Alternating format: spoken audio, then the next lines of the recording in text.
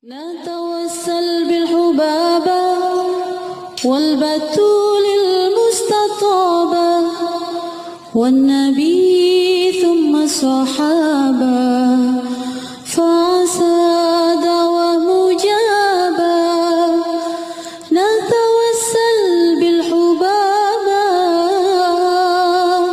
والبتول المستطابة والنبي ثم الصحابة فعسى دعوة مجابة. Berapa sakit yang kamu alami gitu. Kayak gitu. Dan kamu kalau ngelihat orang sakit juga kamu mesti mikirnya kayak begitu. Orang-orang baik berarti Allah lagi pengen ngapusin dosanya tuh. Sebab orang tuh suka kayak gini. Kalau yang dikasih sakit dirinya, nih penghapusan dosa, nih Allah maha baik sama saya. Giliran orang lain yang dikasih sakit, dosanya banyak tuh. Walat tuh sama saya kayaknya tuh. Masya Allah, Masya Allah. Nggak gitu. Nah ya, jadi semua sakit-sakit kita adalah tanda cinta Allah SWT. Innallaha idha ahabba abdan ibtalah. Nabi Muhammad gitu. Allah tuh kalau cinta sama seorang hamba, diujinya hamba tersebut. Dikasih sakit, saya ingat Ubabah Khadijah. Itu Syekh Abu Bakar bin Salim. Waktu saya mungkin beliau, lagi saya ziarah ke almarhumah ya. Sudah meninggal dunia. Saya ceritakan di buku Bidadari Bumi 1. Bagaimana beliau ketika meninggal dunia menganggap kematiannya sebagai sebuah pesta. Ya kan? Jadi undang sama Allah, udah siap-siap, rapi, cakep gitu kan. Mandi, wangi-wangi gitu. Senyum terus. Saya mau pergi nih kondangan katanya. Masya Allah. Tahu-taunya maksudnya beliau dengan kondangan adalah meninggal dunia. Pergi pesta kata beliau. Teman-teman sedikit sekalian saya muliakan. Nah Hubabah Khadijah ini. Ada seorang kawan saya ngadu kepada Hubabah Khadijah. Hubabah doain dong. Ini tenggorokan saya sakit banget nih. Gak enak makan, susah nelon gitu. Hubabah tolong saya. Hubabah Khadijah sebagai orang yang memang penuh rahmat, penuh kasih sayang sama tiap orang ya. Dia letakkan tangannya di tenggorokannya didoain. Doain Allahumma rabbana zatabil basyur. Doain sama beliau. Tapi habis itu ngomong kayak gini. Kamu tuh ya sabarnya dikit amat sih. Baru dikasih gini aja lo minta sembuh. Kamu tahu nggak? Ngeri nih. Ucapan orang yang tahu bahwa sang pemilik kekuatan bersama dengannya. Ucapan orang yang menjadikan hidupnya buat Allah Subhanahu wa taala antara dia sama Allah Subhanahu wa taala.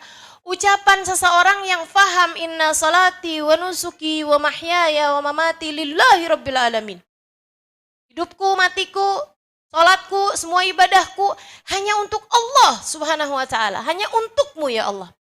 Ucapannya ketika lagi pegangin lehernya orang yang lagi sakit nih, bilang kayak gini, kamu nih sabarnya dikit amat sih. Baru dikasih gini aja loh pengen minta sembuh. Kamu tahu nggak? Saya tuh kalau beberapa hari sama Allah nggak dikasih sakit, saya suka nanya, ya Allah apakah engkau sudah lupa kepada hambamu Khadijah? Kenapa gitu Hubabah? Bukankah Nabi Muhammad bilang, innallaha idha ahabba abdan ibtalah. Allah apabila cinta kepada seorang hamba, diujinya hamba tersebut. Diujinya hamba tersebut. Saya kalau lama gak dikasih sakit, saya nanya sama Allah, ya Allah apakah engkau sudah lupa kepada hambamu Khadijah? Kok semuanya baik-baik semua ya, kepala gak pusing, perut gak mules, kaki gak pegel-pegel.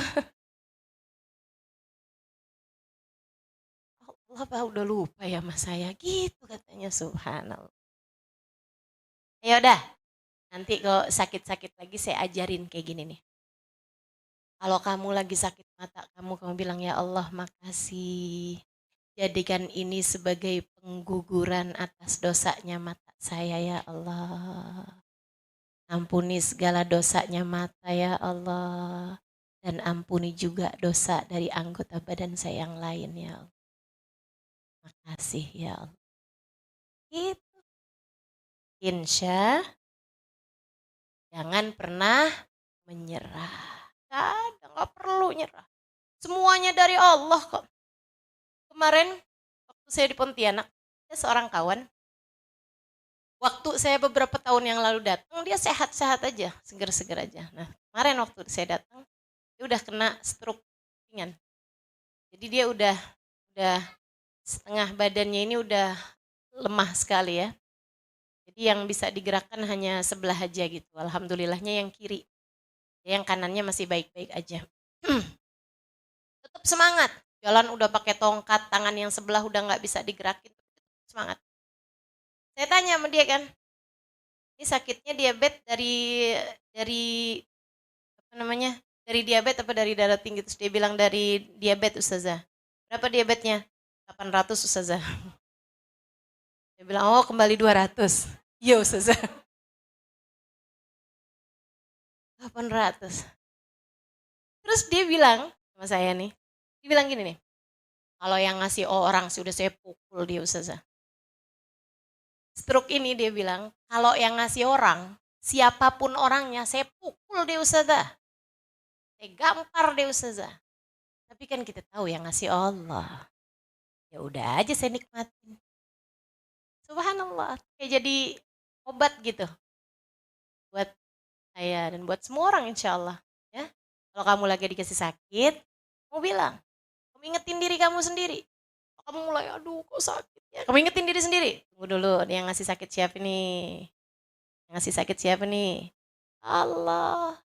Kalau Allah yang ngasih sakit, Allah yang paling tahu yang terbaik buat kita.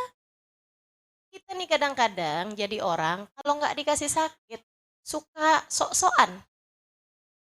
Suka ngerasa kita kuat, suka ngerasa kayaknya umur masih panjang. Betul nggak? Kalau dikasih sakit kan jadi inget mati, kan bagus. Kalau dikasih sakit kan jadi nyebut Allah, kan bagus. Betul apa enggak? Kalau dikasih sakit nih, ya Allah bawaan nyari tasbih mulu. Kalau nggak sakit yang dicari remote TV. Giliran sakit baru dah nyari tasbih, nyari Quran, gitu kan ya? Masya Allah, ini modelan kayak kita nih. Jadi Allah kadang-kadang suka ngasih sakit sama kita. Biar dia ingat kepadaku, kata Allah. Biar dia ingat kepadaku. Kalau hamba dimurka sama Allah sekalian lo nggak pernah dikasih sakit-sakit. Jadi jangan suka ngerasa, dia enak banget ya jadi dia nggak pernah sakit. Jangan. Teman-teman, tahu nggak ada satu orang sepanjang hidupnya nggak pernah sakit? Tahu siapa? Fir'aun. Mau? Enggak. Makanya Fir'aun tuh belagu. Fir'aun itu nggak pernah sakit. Jangankan sakit yang berat, flu nggak pernah Fir'aun. Fir'aun nggak pernah pusing, nggak pernah mules, nggak pernah rematik, asam urat, kolesterol, nggak pernah tuh. Fir'aun tuh sehat terus. Anuan nih nggak pernah dia. Satu hari Fir'aun baca di kitab-kitab terdahulu. Maha suci Allah, Tuhan yang menciptakan alam semesta. Dia tidak pernah sakit. Fir'aun bacanya, kok kayak saya ya? Fir'aun itu dikasih hidupnya, itu teman-teman serius sekalian, kalau dia bilang melangit, langit hujanlah, hujan turun beneran. Makanya Fir'aun tuh ngerasa jadi Tuhan bukan karena nggak ada apa-apa, nggak punya alasan, punya alasannya. Makanya sampai para ulama bilang, andai ada orang di zaman sekarang dikasih kelebihan sama Allah kayak yang Allah beri kepada Fir'aun, dia bakalan ngaku jadi Tuhan juga. Nah, orang Lia Eden aja ngaku jadi malaikat Jibril. Padahal masih bisa ditangkap sama polisi. Ya enggak? Kalau dia malaikat Jibril masa mungkin bisa ditangkap sama polisi? Malaikat Jibril kan pimpinan para malaikat ya. Ya Allah, ada-ada aja. Jadi teman-teman saudaraku sekalian, kalau kamu dikasih sakit sama Allah, artinya Allah sedang sayang sama kamu, Allah sedang menghapuskan dosa-dosa kamu. Itu adalah takdir baik, jangan pernah menganggapnya sebagai sebuah takdir buruk. Insya. Apalagi, kamu suka nyerah dari apa? Cinta tadi itu ya. Teman-teman saudaraku sekalian, ini saya sering sampaikan sama siapapun yang ngeluh kepada saya urusan hal-hal yang seperti ini nih. Saya bilang, dengerin. Yang pernah putus cinta dengerin. Yang pernah merasa cinta saya dikhianati. hati saya diduakan. Atau bahasanya suami saya ternyata sudah buka cabang. Teman-teman saudariku sekalian yang saya muliakan, ketika hati seseorang berpaling darimu, seringkali itu merupakan tali-tali yang Allah Subhanahu wa taala berikan kepadamu untuk menarikmu kepada Allah. Ketika hatimu sedang merasa dihianati, cinta seseorang yang asalnya mencintaimu berpaling darimu, seringkali itu merupakan cara Allah untuk mengenalkan kepadamu cintanya yang sejati. Imam Syafi'i bahkan mengatakan, kalau kamu merasa dalam hidupmu tidak ada yang mengurusmu, berbahagialah. Sebab seringkali itu merupakan pertanda Allah langsung yang akan mengurusmu. Oh, udah diselesainya sama Allah, ya Allah, enak semua dah. Nggak usah pernah nyerah, nggak usah. Kalau lagi ada hati seseorang sedang berpaling, saatmu untuk mengangkat tangan kepada Allah Subhanahu wa taala dan berkata, ya Allah, meski siapapun berpaling hatinya dariku, jangan pernah engkau yang berpaling dariku ya Allah. Sebab siapapun pergi aku tak peduli, selagi engkau tetap memandangku dengan penuh kasih sayang. Halo? Bisa? Insya Allah. Saya nggak lagi doain suamimu berpaling hati, enggak. Cuman siap-siap aja. Allah itu pencemburu teman-teman. Ada nih sebelum nikah, ya Allah tahajudnya rapi. Quran nggak pernah ditinggal, zikirannya rajin. Giliran punya suami aja yang dipikirin sama dia. Tiap hari urusannya minum jamu anti tua. Tiap hari urusannya pokoknya yang penting suami sayang. Kalau dia baca bacaan juga biar hati suaminya nggak berpaling. Baca surat Ar-Rahman biar suami tambah sayang. Sholat tahajud biar suami tambah cinta. Apa-apaan biar rezeki suami luas. Jadinya ngasih sama saya. Padahal belum tentu kan. Kalau minta rezeki aja, nggak usah ke suami. Ya Allah kasih kepadaku rezeki, enak. Halo? Jadi nggak usah doain rezeki suami, doain juga. Tapi maksudnya ngapain kamu kalau mau doa tentang rezeki kamu sendiri, kenapa harus lewat suami? Nggak usah, langsung aja minta sama Allah Subhanahu wa taala. Jangan punya ketergantungan kepada manusia siapapun orangnya. Kalau dia pergi, hatimu jadinya rapuh, hatimu jadinya ambruk karena kamu bergantung sama sesuatu yang lemah. Akan tetapi kalau bergantungmu sama Allah Subhanahu wa taala, kamu jadikan statusmu sebagai seorang istri adalah caramu mendekat kepada Allah Subhanahu wa taala, tugasmu ibadah kepada Allah Subhanahu wa taala, ringan aja hati kamu pastinya. Teman-teman saudaraku sekalian, yang pergi siapa? Suami. Allah nggak pernah pergi kok. Gitu kan ya? Jangan pernah buat hatimu bergantung kecuali kepada yang kuat. Kalau kamu senderan, gantungan sama yang lemah, ya jatuh kamu berduaan sama dia. Betul apa enggak? Senderan sama kaleng kerupuk ya rubuh. Saya nggak bilangin suami kamu kaleng kerupuk ya. Walaupun agak mirip, enggak. Teman-teman saudaraku sekalian saya muliakan, jangan pernah bergantung sama yang lemah.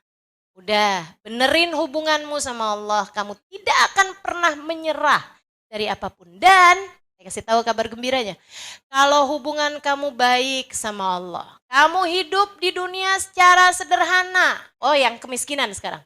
Kalau ada di antaramu yang pernah menyerah karena kemiskinan, ibu, adik, kakak, saya kasih tahu. Sesedikit apapun rizkimu cukup untuk membiayai hidupmu. Tapi sebanyak apapun rezekimu, uangmu nggak akan pernah cukup jika untuk membiayai gaya hidupmu. Dengar? Sesedikit apapun rezekimu cukup kalau hanya untuk membiayai hidupmu. Buat makan, buat pakai baju, itu cukup. Saya nggak pernah kok ngeliat orang dari miskinnya sampai kemana-mana nggak pakai baju. kenapa kok nggak pernah pakai kerudungan? Saya miskin Ustazah. Nggak pernah saya, nggak pernah. Teman-teman saudaraku sekalian saya muliakan, nggak pernah saya lihat orang dari miskinnya sampai nggak pakai baju. Saya nggak pernah lihat sampai sekarang orang yang dari miskinnya sampai nggak bisa makan gitu. Nggak pernah kok saya. Semuanya dikasih sama Allah. Urusan untuk hidup nih, makan, pakaian gitu kan. Pasti Allah Subhanahu wa taala bakalan kasih, teman-teman saudaraku sekalian. Bakalan kasih, nggak usah khawatir. Urusan rezeki makanan nih ya. Ya, dengerin. Kamu dalam perut ibu kamu tuh, pernah ada yang kelaparan apa enggak? Ada enggak dokter periksa, wah anak ibu stres nih. Dalam kandungan ibu anakmu stres. Kenapa gitu? Kelaparan. Ya Allah. Rezekinya disampaikan. Ibu menurutmu mana yang lebih rumit? Ngasih rezeki sama janin dalam kandungan apa kepadamu yang sekarang udah mulai kelihatan di CCTV? CCTV Indomaret kelihatan tuh. Kamu kalau masuk Indomaret. Teman-teman sekalian, kamu udah ada di atas muka bumi ini. Udah jelas semuanya rupa-rupanya. Allah nggak bakalan lupa ngasih sama kita makanan. Tenang aja. Nggak bakalan lupa Allah SWT buat ngasih kepada kita makanan. Teman-teman sekalian, pernah ada seorang bapak sama seorang anak. Gitu ya. Anaknya bilang, ya Allah Pak, kita hari ini udah nggak punya apa-apa nih Pak. Kita bakalan tidur dalam keadaan lapar nih Pak nih hari. Bapaknya bilang kayak begini, jangan GR nak. Kok GR Pak? Jangan bangga dulu, jangan sombong kamu. Kok gitu Pak? Ya itu kan hidupnya caranya para nabi, para wali nak. Kita mah gak nyampe nak segitu. Gak lama kemudian datang orang ketuk pintu. Ngasih makanan, dia bilang kita lagi ada kenduri, lagi ada hajatan. Kirimin makanan tuh, karena kita mah gak bakalan dibiarin lapar sama Allah. Yang lapar itu Nabi Muhammad. Sampai mengganjal perutnya dengan batu. Kita gak bakalan pernah sampai di derajat seperti itu. Yang lapar itu para perempuan-perempuan solehah. Sayyidah Aisyah tahu rasanya lapar. Berbulan-bulan tidak ada yang masuk dalam perut kami lal aswadain kecuali air kurma. Sayyidah Aisyah pernah. Sayyidah Fatimah pernah. Wahai Abu Ayyub, kirimkan daging ini kepada putriku Fatimah, akan menjadi makanan pertama yang masuk dalam perutnya sudah 3 hari 3 malam. Tapi kalau yang kayak kita-kita nggak bakalan sama Allah dijadiin lapar. Jadi tenang aja. Kamu mengeluh terhadap kemiskinan. Enggak, kamu enggak miskin. Kamu bukan miskin, kamu hanya kurang syukur. Kamu hanya memperbanyak tuntutan dalam hidupmu. Ngerasa perlu buat kredit panci. Ngerasa perlu buat ikutan jalan-jalan. Gitu kan? Ngerasa perlu. Padahal kamu enggak pergi jalan-jalan, enggak apa-apa. Kan begitu ya? Padahal kamu gak pergi ke mall, gak apa-apa. Pernah gak ada orang masuk rumah sakit? Kenapa tuh? Gak belanja 2 bulan? Pernah lihat? Ya pernah. Jadi teman-teman saudaraku sekalian, udah. Gak ada ceritanya. Kita bakalan dikasih kemiskinan yang sampai miskin banget, gak ada ceritanya. Tinggal syukuri aja. Dan kalau kamu sama Allah dibikin rezekinya terbatas di dunia ini, nanti kamu akan syukuri di akhirat. Kamu akan mensyukurinya di akhirat nanti.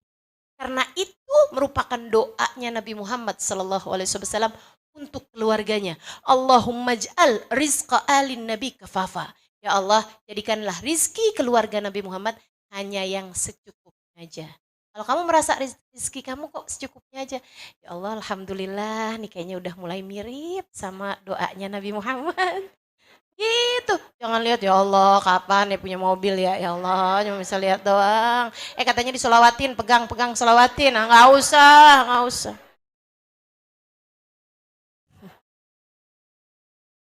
Nggak usah. Kalau Allah lihat kamu perlu, kamu bakalan dikasih. Ya, kalau Allah lihat kamu perlu, kamu bakalan dikasih.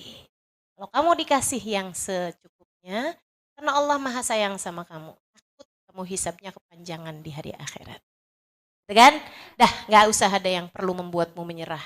Cukup bagimu untuk selalu mengangkat tanganmu kepada Allah Subhanahu wa taala. Ya Allah, aku lemah. Namun aku tak pernah takut sebab bersamaku ada Engkau Zat yang Maha Kuat. Ya Allah, aku miskin.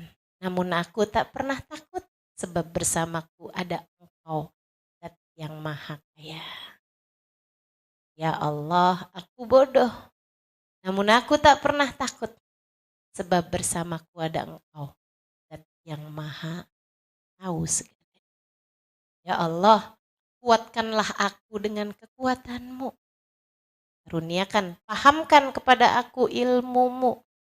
Ajari kepada aku ya Allah cara mendekat kepadamu. Bimbing aku dan pandanglah aku senantiasa dengan pandangan kasih sayang. Rabbana zalamna anfusana wa illam taghfir lana wa tarhamna lanakunanna minal khasirin. Rabbana atina fid dunya hasanah fil akhirati hasanah wa qina adzabannar. Da'wahum fiha subhanakallahumma wa tahiyyatuhum fiha salam. Akhiru da'wana anil hamdulillahi rabbil alamin. Ila hadratin Nabi, semoga semua yang hadir di tempat ini dikaruniai kekuatan untuk bersandar hanya kepada Allah. Ala hadhihi niyah wa ila hadratin Nabi al-Fatihah. Bismillahirrahmanirrahim. Alhamdulillah rabbil alamin arrahmanirrahim maliki yaumiddin. Iyyaka na'budu wa iyyaka nasta'in ihdinas siratal mustaqim. صراط الذين أنعمت عليهم غير المغضوب عليهم ولا الضالين آمين. اللهم بحق الفاتحة برمة الفاتحة بركة الفاتحة تفتح لنا أبواب الخير تؤملنا مؤاملة أهل الخير تكفينا من جميع الفتن والمهن بؤس وضير إنك ولي كل خير متفضل بكل خير برحمتك يا أرحم الراحمين. اللهم إنا نسألك زيادة في الدين بركة في الأمور وصحة في الجسد سعة في الرزق وتوبة قبل الموت وشهادة عند الموت مغفرة بعد الموت وعفوا عند الحساب وأمانا من العذاب ونصيبا من الجنة وارزقنا النظر إلى وجهك الكريم. اللهم عافنا من بلائك وأوزعنا شكر نعمائك وأذقنا برد عفوك وحلاوة مناجاتك. اللهم يا مقلب القلوب ثبت قلوبنا على دينك. يا محول الأحوال حول حالنا إلى أحسن الحال وعافنا من أحوال أهل الضلال وفعل الجهال.